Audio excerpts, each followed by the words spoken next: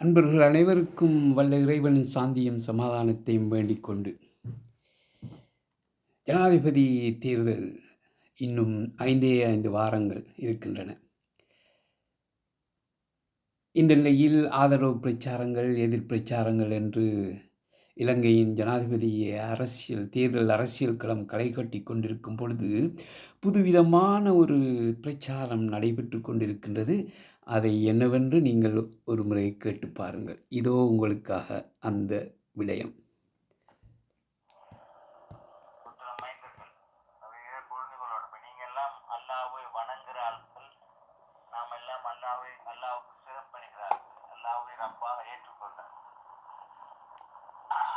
ஆனால் ஜேவிபி உடைய தலைவரோ அதில் இருக்கிற முக்கிய உறுப்பினர்களோ அந்த கட்சியே மத நம்பிக்கை இல்லாத கட்சி, மத வழிபாடு இல்லாத கட்சி, இறை நம்பிக்கை இல்லாத கட்சி.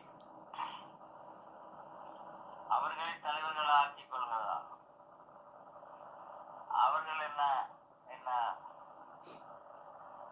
எந்த பாவம் அநியாயம் செய்யாத ஆட்கள் போல, உத்தமர்கள் போல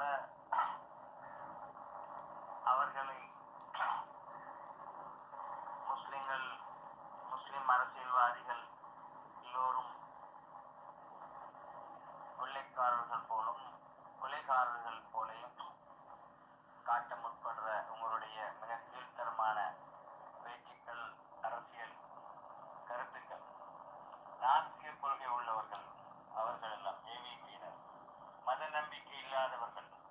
அவர்களிடத்திலே இந்த நாட்டினுடைய ஆட்சியை ஒப்படைத்து விட்டால் இஸ்லாத்தை பின்பற்றுவதற்கு, இறை நம்பிக்கையை முழுமையாக செய்வதற்கு தடைகளை ஏற்படுத்த மாட்டார்கள் என்பதற்கு என்ன உத்தரவாதம்? இன்று சைனாவிலே முஸ்லிம்கள் வந்து அவர்களை ஒரு திறந்த சிறையிலே அடைத்து வைக்கப்பட்டிருக்கிறது. தாடி வைப்பதற்கு தடை என்று ஏராளமான தடைகள், அங்கு மத நம்பிக்கை கடைபிடிப்பதில் தடை என்று கம்யூனிஸ்ட் ஒரு கடும் போக்கிலே அந்த நாடுகளிலே இடம்பெற்றுக் கொண்டிருக்கிறது. ரைட். இதுதான் இப்பொழுது நீங்கள் கேட்டதுதான் வித்தியாசமான ஒரு அரசியல் பிரச்சாரம் நடந்து கொண்டிருக்கின்றது, அதுவும் புத்தளத்திலே. இந்த குரல் பதிவுக்கு உரியவர் SHM நியாஸ் என்று அறியப்பட்டவர். இவர் முன்னை நாள் வடமேல் மாகாண சபையில் புத்தள தேர்தல் தொகுதியை பிரதிநிதித்துவப்படுத்துபவர். அந்த காலத்தில் இவர் ஸ்ரீலங்கா முஸ்லீம் காங்கிரஸின் உயர் பீடத்தில் இருந்தார். இப்பொழுதும் அந்த கட்சியிலே உயர் பதவி ஒன்றை வைத்து கொண்டிருக்கின்றார். இவரின் பிரச்சனை இப்பொழுது இந்த ஜனாதிபதி தேர்தலிலே போட்டியிடும் ஜேவிபி, அதாவது இவர் NPP என்ற கட்சியை குறிக்கின்றார். அந்த கட்சியின் வேட்பாளரான AKD அனுரகுமார திசாநாயக்கா அவர்கள் சமய நம்பிக்கை இல்லாதவர், இவர்களின் கையில் ஆட்சியை கொடுத்தால் என்னாவது, எங்களுடைய சமய உரிமை என்னாவது என்று ஒரு மக்களுக்கு மத்தியிலே உணர்ச்சி தலைமுறை ஏற்படுத்தி அதன் மூலம் பயங்காட்டி அதன் மூலம் தன் கட்சிக்கு ஆதரவு தேட முயற்சிக்கின்றார். இது ஒரு மலிவான அரசியல், ஒரு மடத்தனமான அரசியல், ஒரு வங்குரோத்த அரசியல், கண்டிக்கக்கூடிய அரசியல். அவர் என்ன சொல்கின்றார் என்பதை ஒவ்வொன்றாக பார்ப்போம். முதலில் சொல்கின்றார், இந்த NPP கட்சி மத நம்பிக்கை அற்றவர்கள் அப்படி என்று. அனுரகுமார திசாநாயக் அவர்கள் அண்மையில் நடந்த ஒரு தொலைக்காட்சி நிகழ்விலே மிக தெளிவாக சொன்ன விடயம்தான், நான் ஒரு பௌத்தன், நான் சிங்கள பௌத்த கலாச்சாரத்தை ஏற்றுக்கொண்டிருப்பவன். அதன் பொருள், இந்த நாட்டிலே உள்ள ஏனைய மதங்கள், கிறிஸ்தவ மதமாக இருந்தாலும் சரி, சைவ மதமாக இருந்தாலும் சரி, இஸ்லாமிய மதமாக இருந்தாலும் சரி, அவர்களுடைய மதம் சிறியதென்றோ, அவருடைய சமயம் தொடர்பான கலாச்சாரங்கள் நான் வழிபடும் அல்லது நான் ஏற்றுக்கொண்டிருக்கிற கலாச்சார மத விடயங்களிலும் இருந்து சிறியது என்றோ அர்த்தப்பட மாட்டார். அதேபோல் அவர்கள் வழிபடும் அல்லது அவர்கள் பின்பற்றும் மதமும் அவர்களுடைய சமய நம்பிக்கையும் கலாச்சார விடயங்களும் அவர்களை பொறுத்தவரை மிக முக்கியமானது என்பதே அல்லாமல் அது மற்ற மத பிரிவினரை விட அவர்களுடைய கலாச்சார பழக்க வழக்கங்களை விட எவ்விதத்தில் மேலானது என்று சமய பேதமையை அங்கே காட்ட முடியாது. சமய சார்பின்மையை இந்த நாட்டிலே காட்ட முடியாது. அதாவது ஒரு சமயத்துக்கான சமய சார்பை இங்கே காட்ட முடியாது என்ற ரீதியிலே தான் அவர் அந்த மத சார்பின்மையை மிக தெளிவாக அங்கே சொல்கின்றார். இது முதல் விடயம்.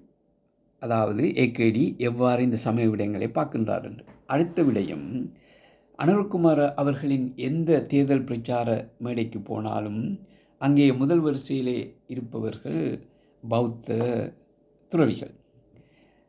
அவர்களுக்கு இவர் அவர்களுடைய வழக்கப்படி அவருடைய சம்பிரதாயப்படி கைகூப்பி வணக்கம் தெரிவித்து விட்டே அவர் மேடையில் தன்னுடைய பேச்சுக்களை ஆரம்பிப்பார். இது இரண்டாவது விடயம். மூன்றாவது விடயம், இந்த என்பிபியின் உயர்மட்ட காரிய குழுவிலே ஒரு ஆலிம், அதாவது மௌலவி, இஸ்லாமிய சமய போதகர் முனீர் முலப்பர் என்பவர் உயர் காரியக்குழுவிலே இருந்து கொண்டிருக்கின்றார். அவர் எப்பொழுதுமே தொப்பி போட்டு தாடி வைத்து சிங்களத்திலும் தமிழிலும் நாடு பூராவும் இந்த கட்சிக்கான தேர்தல் பிரச்சாரத்தில் ஈடுபட்டு கொண்டிருக்கின்றார்.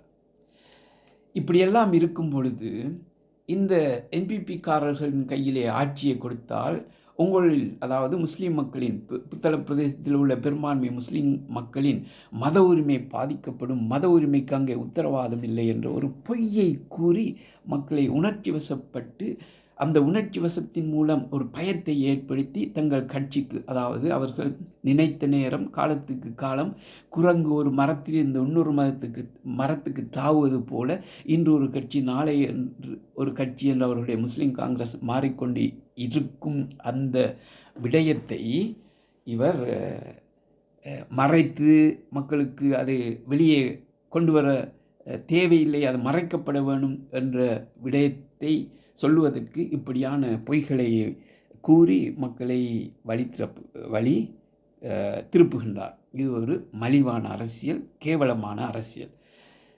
இதை ஒரு சாதாரண பொதுமகன் செய்திருந்தால் கூட அதை நாம் விட்டுவிடலாம். ஆனால் ஒரு அரசியல்வாதி, இதுவரை அரசியல் செய்தவர், இப்பொழுது அரசியல் செய்து கொண்டிருப்பவர், இன்னும் அரசியல் செய்ய துடித்து கொண்டிருக்கும் ஒரு அரசியல்வாதியிடம் இருந்து இப்படியான ஒரு ஒரு ஒரு ஒரு நாகரிகம் இல்லாத ஒரு பொய்யான அரசியல் பிரச்சாரம் என்பது மக்களால் ஏற்றுக்கொள்ளப்பட முடியாது.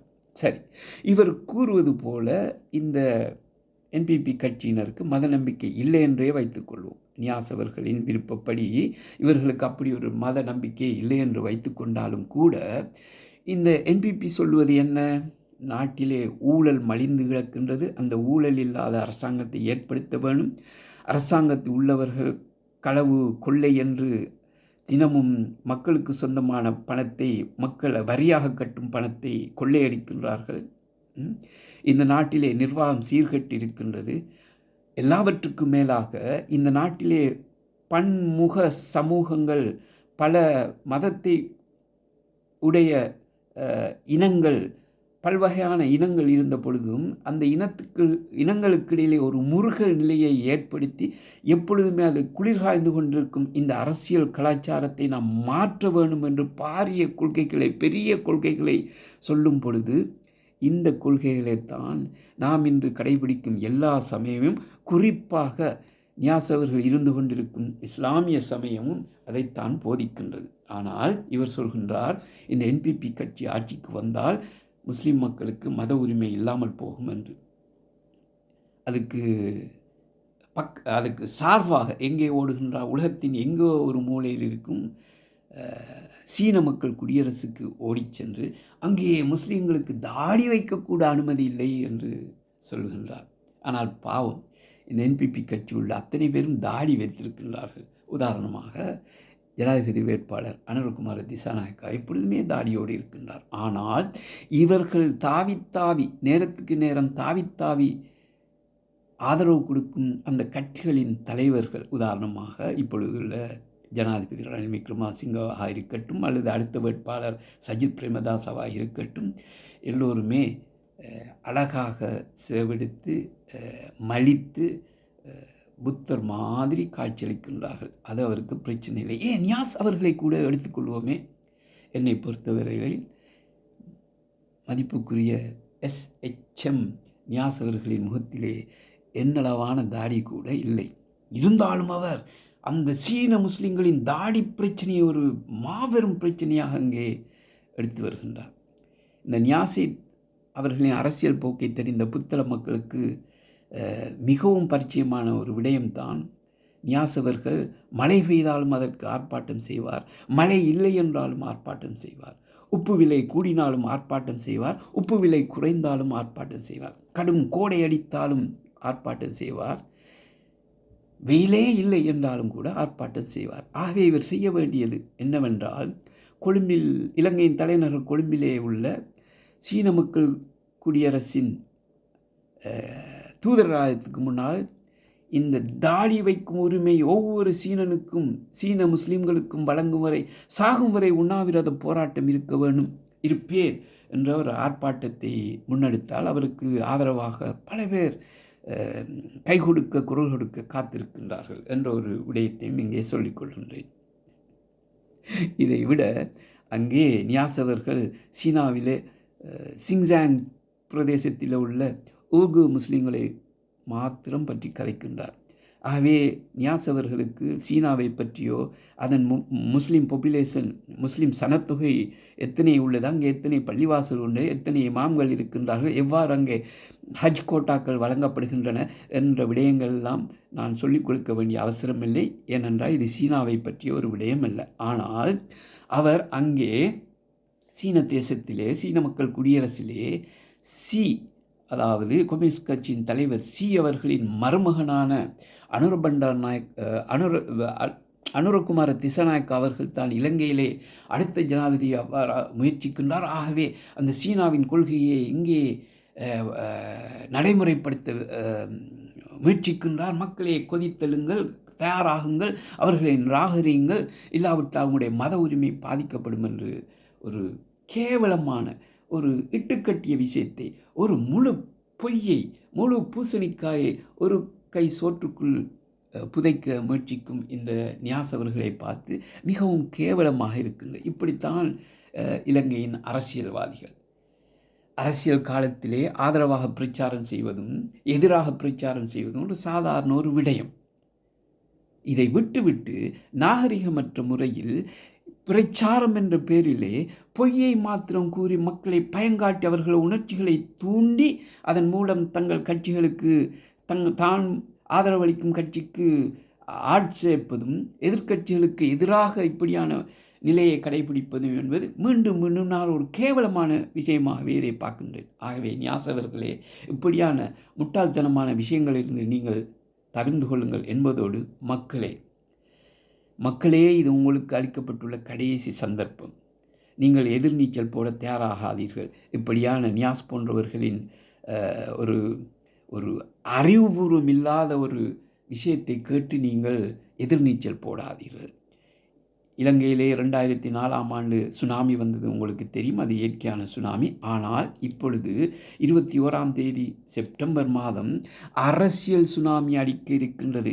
அந்த சுனாமியிலே சிக்கி சின்னாபின்னமாகி சிதறிவிடாமல் முஸ்லீம்களே, 21 எழுதப்படும் வரலாற்று தீர்ப்பிலே நீங்கள் ஒரு பங்காளியாக இருங்கள். வெறும் பார்வையாளராக மாத்திரம் இருந்து பிறகு கவலைப்படாதீர்கள் என்ற ஒரு அறிவுரையை உங்களுக்கு சொல்கின்றேன்.